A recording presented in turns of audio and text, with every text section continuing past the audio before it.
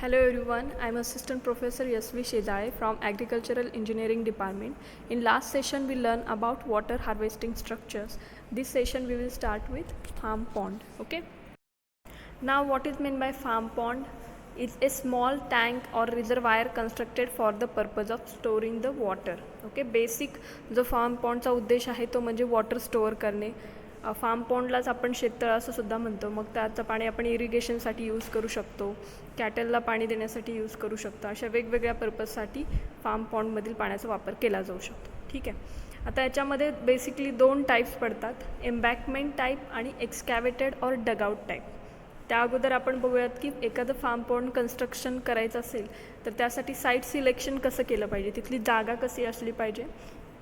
So first point, from economic point of view, a pond should be located at the site where sufficient storage volume can be obtained with least amount of earthwork. Okay. म्हणजे जर आपण economic point of व्ह्यूमध्ये जर पाहिलं तर जी तुम्ही जागा निवड करणार आहात तर त्याच्यामध्ये अगोदर डिप्रेशन्स असतील, म्हणजे खड्डे वगैरे असतील अगोदरच, किंवा एखादा मोठा खड्ड्याचा भाग असेल तर अशी जागा तुम्ही निवडू शकता, जेणेकरून जे खोदकाम आहे म्हणजे एक्सकॅव्हेशन आहे तर त्याचं कॉस्टिंग तुमचं रिड्यूस होईल. ठीक आहे. त्यानंतर if the ponds are constructed for the purpose of life stock then they should be constructed at a such a point where the transportation distance of water will not be more than 1/4 of the mile. जर एखादं form फक्त life stock पर्पजसाठी जर आपण करणार असू तर अशा ठिकाणी जागा निवडायची आहे की जिथून तुम्ही पाणी कन्वे करणार आहात त्या फार्म शेडमध्ये, तर ते जे डिस्टन्स आहे फार्म पॉन्डपासून ते 1/4 ऑफ माईलपेक्षा जास्त नसावं. ठीक आहे. त्यानंतर थर्ड पॉईंट आहे, the pond site should be such that from where the water can be conveyed for various uses such as for irrigation, for fire protection very easily. Okay. म्हणजे जी site तुम्ही निवड करताय फार्म पॉन्डसाठी ती अशी असावी की तिथलं जे पाणी आहे तर ते मॅक्झिमम पर्पजसाठी वापरता आलं पाहिजे, म्हणजे इरिगेशन असेल किंवा इतर कुठले पर्पजेस असतील तर इझिली कन्वे करता आलं पाहिजे. ठीक आहे. त्यानंतर next point, for ponds to be used for fishing और other forms of recreation the site should be readily accessible. Okay. For example fishing पर्पजसाठी जर कन्स्ट्रक्ट करत असाल तर तिथून जे मार्केट डिस्टन्स आहे तिथून तर ते जवळ असायला हवं. त्यानंतर ट्रान्सपोर्टेशन फॅसिलिटीज अवेलेबल होतील अशा ठिकाणी शक्यतो साईट असावी. ठीक आहे. त्यानंतर the pond site should be such that the drainage from the farm shed, feedings lots, sewage lines etcetera should not be there. Okay. म्हणजे अशा ठिकाणी फार्म पॉन्ड कन्स्ट्रक्ट करायचं आहे की जिथे ड्रेनेज जे आहे फार्म शेडमधून येणारं किंवा फिडिंग लॉट्स असतील, त्यानंतर सिवेज लाईन्स असतील, तर तिथलं जे खराब पाणी आहे तर त्याच्या कॉन्टॅक्टमध्ये जे फार्म पॉन्ड आहे तर त्याच्या कॉन्टॅक्टमध्ये ते पाणी नाही आलं पाहिजे. ओके. सो अशा प्लेसेसपासून आपण जी साईट सिलेक्ट करणार आहोत तर ती दूर असावी. त्यानंतर the site near to the dam should not be selected. Okay. आता एखादा डॅम असेल तर त्याच्या शेजारी किंवा त्याच्या जवळ अगदी आपण फार्म पॉन्ड कन्स्ट्रक्ट करू नयेत, कारण त्याच्यामुळे धोक्याचे चान्सेस जास्त असतात. त्यानंतर the sites where low hanging HT power lines are present should be avoided. Then at the pond site there should not be buried pipelines or cables. Okay. म्हणजे ज्या low hanging HT power lines असतात तर त्या तिथे असू नयेत, अशी जागा आपण अवॉइड केली पाहिजे. त्याचबरोबर जी तुम्ही साईट निवड करणार आहात तर त्याच्या खाली, त्या जमिनीखाली कुठल्या केबल्स किंवा पाईपलाईन्स असू नयेत. ठीक आहे. Now the next point, examples on farm pond capacity. Okay. हे एक्झाम्पल्स इम्पॉर्टंट आहेत. त्याचबरोबर जे साईट सिलेक्शनचा जो क्रायटेरिया होता तो सुद्धा महत्त्वाचा आहे. ठीक आहे. सो आता आपण फर्स्ट एक्झाम्पल पाहूयात. Calculate the capacity of farm pond. The area enclosed by different contours of the ponds are given below. Okay. आता हा जो डेटा दिलेला आहे तर त्याच्यावरून आपण फार्म पॉन्डची कपॅसिटी काढणार आहोत. तर त्यासाठी दोन फॉर्म्युलेज आहेत. सर फर्स्ट आहे तो म्हणजे ट्रापेझॉइडल फॉर्म्युला आणि सिम्पसन्स फॉर्म्युला. ओके. सो दोन्ही फॉर्म्युलांचा यूज करून आपण हे एक्झाम्पल सॉल्व करणार आहोत. So first trapezoidal formula V means total volume of water किंवा total volume or capacity of that farm pond is equal to h means depth into area of first contour plus area of last contour divided by 2 plus area of remaining contours. Okay, आता h depth किती आहे तर 1 metre आहे. Here h is not a depth, it's a contour height interval, and contour interval that is given here so is equal to 1 meter. Okay, so the value for the h that will be 1. Okay, then आता h ची value आहे 1. Okay, त्यानंतर area of first contour plus area of last contour. First कंटूरची value किती आहे 220. Okay, so 220 plus area of last contour that is 600. Okay, divided by 2. Okay, and then into नंतर जे राहिलेले जे मधले कंटूर्स आहेत तर त्यांची ॲडिशन करायची आहे आणि हे सगळं केल्यानंतर तुम्हाला व्हॅल्यू मिळते 2330 मीटर स्क्वेअर. ओके, तर एवढी कपॅसिटी येते या डेटासाठी. त्यानंतर दुसरा फॉर्म्युला आहे सिम्पसन्स फॉर्म्युला. ओके, त्याचा फॉर्म्युला आहे h/3 into 2 into area of odd contours plus 4 into area of even contours plus area of first contour and area of last contour. Okay, so इथे आपण व्हॅल्यू पुट ऑन केली h that is contour interval आणि त्यासाठी value आहे 1 divided by 3. Okay, into 2 into area of odd contours. Okay, जेवढे odd contours आहेत म्हणजे for example 3 then 5. Okay, so 3 आणि 5 हा नंबर ऑड आहे बरोबर. मग त्यासाठी कोणता एरिया येतो आहे तर तो पाहायचा आणि त्याची ॲडिशन करून इंटू 2 करायचं. ओके, त्यानंतर plus 4 into area of even contours.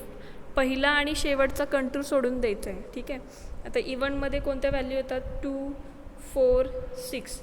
Okay, मग 2 नंबरला किती एरिया आहे, त्यानंतर 4 नंबरच्या कंटूर लाईनचा किती एरिया आहे आणि 6 नंबरच्या कंटूर लाईनचा किती एरिया आहे. ह्या सर्व व्हॅल्यू पुट ऑन करायच्या आणि शेवटी plus area of first and last contour multiplication नंतर ॲडिशन केल्यानंतर फायनली आपल्याला ही व्हॅल्यू भेटते 2320 मीटर क्यूब. ओके, व्हॉल्यूम आहे so unit will be in metre cube.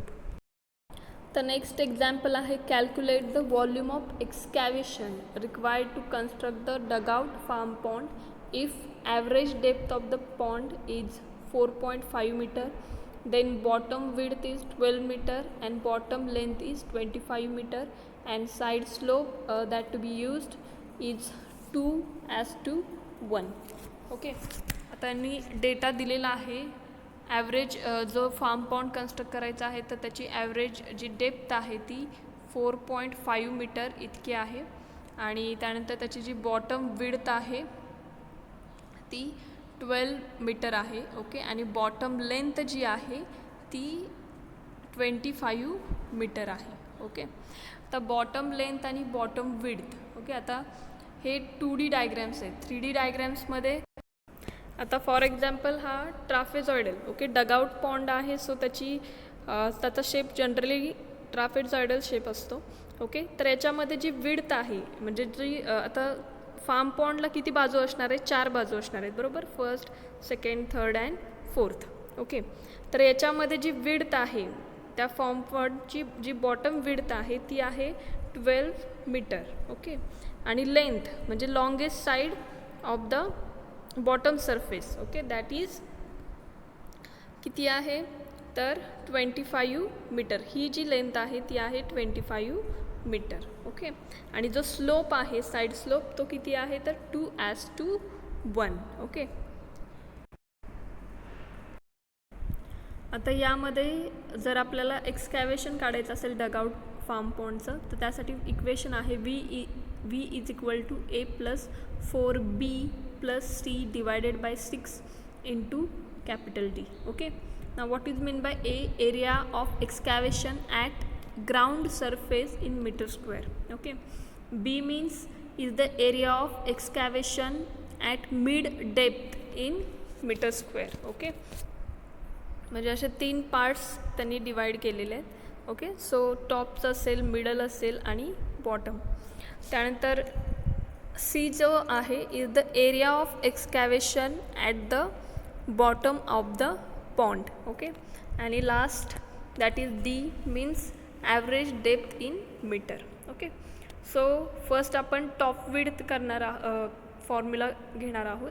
So for top width, आता इथे टॉप विड्थ आणि टॉप लेंथ का काढायची आहे, कारण ए काढण्यासाठी एचा फॉर्म्युला काय आहे, A is equal to top length into top width. Okay, so त्यासाठी आपण top length into top width काढणार आहोत. सो जी टॉप लेंथ आहे, आता आपल्याला माहीत आहे की बॉटम आपण विड्थ पाहूयात फर्स्ट. सो विड्थ जी आहे, बॉटमची जी विड्थ आहे ती 12 मीटर आहे. ओके, सो आपण असं एक्सटेंड केलं तर ही जी लेंथ येणार आहे ती सुद्धा 12 मीटर येणार आहे. ओके, मग आता फक्त साईडच्या या ज्या बाजू आहेत तर त्या आपल्याला काढाव्या लागतील. ओके, फॉर एक्झाम्पल हे ए असेल आणि बी असेल. तर आता हे कसं काढायचं,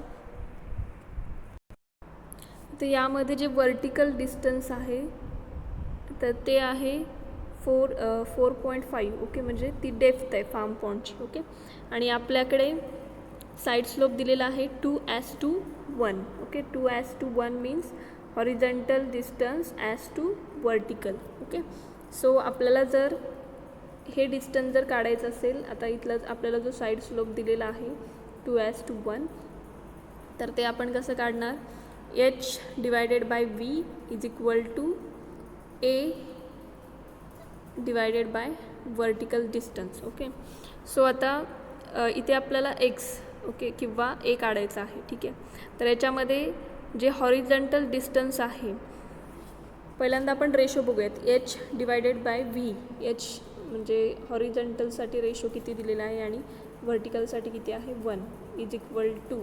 ओके, हॉरिझॉन्टल डिस्टन्स आपल्याला काढायचं आहे. So X divided by vertical distance म्हणजे ते किती दिलेलं आहे, 4.5. Okay, so here A or X is equal to 4.5 into 2 means 9. Okay, so म्हणून इथे हे जे डिस्टन्स आहे एवढं हे 4.5 इंटू 2 केलेलं आहे प्लस 12 मीटर, कारण जी बॉटम विड्थ आहे ती 12 मीटर आहे, ती आपण पुढे एक्सटेंड केल्यानंतर हे डिस्टन्स 12 मीटरच राहणार आहे. त्यानंतर नेक्स्ट सेम इथे सुद्धा हे जे डिस्टन्स आहे ते 4.5 इंटू 2, कारण साईड स्लोप आपल्याला माहीतच आहे. ओके, सो जे टोटल डिस्टन्स येणार आहे ते किती असणार आहे, 9 + 12 + 9 is equal to 30 meter. Okay, अशा प्रकारे आपल्याला टॉप विड्थ भेटलेली आहे. सेम टॉप विड्थ त्याच पद्धतीने काढायची आहे. सो आपल्याला माहीतच आहे साईड स्लोप किती आहे, 2:1, म्हणून इथलं जे डिस्टन्स येणार आहे हे डिस्टन्स हे 4.5 इंटू 2 म्हणजे 9, हे पण 9. So 9 + 25 + 9 divide is equal to 43 metre. Total top length जी आहे ती किती आली, 43 मीटर. ओके, सो आपण याच्यावरून ए कॅल्क्युलेट करू शकतो. 43 into 30 top length into top width. Top length किती कॅल्क्युलेट केली तर 43 इंटू टॉप विड्थ किती कॅल्क्युलेट केली तर 30. Okay, so for the value of A that will B 1290 meter square. Okay, means area of excavation at the ground surface in this case that will be 1290 meter square. Okay, तर ए ची value काढली आपण. आता बी जो आहे means 4B ची value middle सेक्शनसाठी आपल्याला काढायचं आहे. सो मिडल विड्थ जी आहे ती किती येणार आहे, आता याच्यामध्ये आपण पूर्ण डेप्थ नाही घेणार, बरोबर, त्याच्या हाफ घेणार, कारण आपण मिडलचा जो एरिया आहे तो काढतो. So 4.5 divided by 2 that will B 2.25. Okay, मग सेम पद्धतीनंच काढायचं आहे. आता इथे 2.25 इंटू 2, त्यानंतर इकडची साईडसुद्धा आपण सेम काढणार आहोत. साईड स्लोप आपल्याला माहीतच आहे. त्यानंतर विड्थ जी आहे तर ती आपली किती आहे तर 12 meter. Okay, so 12 plus 2.25 into 2 कारण इथे 2 वेळा आपण ही व्हॅल्यू सेमच व्हॅल्यू आहे म्हणून. Okay, so 9 plus 25 is equal to 34 meter. हे टॉप मिडल लेंथसाठी झालं. आणि जी मिडल विड्थ आहे ते 9 प्लस 12 येईल is equal to 21 meter. Okay, so आपल्याला इथे बी काढण्यासाठी middle length into middle width, so 34 into 21 that will be 740 meter square. Okay, same परत सीसाठी फॉर्म्युला काय आहे, bottom length into bottom width. Bottom length माहिती आहे आपल्याला 12, बॉटम विड्थसुद्धा माहिती आहे 25, so 12 into 25, so C will be 300 meter square. Okay, सगळ्या व्हॅल्यू याच्यामध्ये पुट ऑन करायच्या, जो बेसिक आपला ओरिजिनल फॉर्म्युला आहे त्याच्यामध्ये, इन्क्लुडिंग डी मीन्स डेप्थ. तर त्याची जी फायनल जी व्हॅल्यू येणार आहे 3 आहे 3334.5 मीटर क्यूब, कारण आपण काय काढतो व्हॉल्यूम काढतो. ठीक आहे, तर जे फार्म पॉन्डचे टाईप आहेत डगआउट टाईप आणि एम्बॅकमेंट टाईप, त्याच्या नोट्स तुम्हाला दिल्या जातील. आणि याबद्दल डगआउट टाईपबद्दल आणि एम्बॅकमेंट टाईपबद्दल आपण थोडक्यात लास्ट लेक्चरमध्ये पाहिलेलंच आहे, सो आपण ते रिपीट नाही करणार, नोट्समध्ये तुम्हाला दिलं जाईल. ठीक आहे, सो आपण इथे थांबू. So thank you for listening.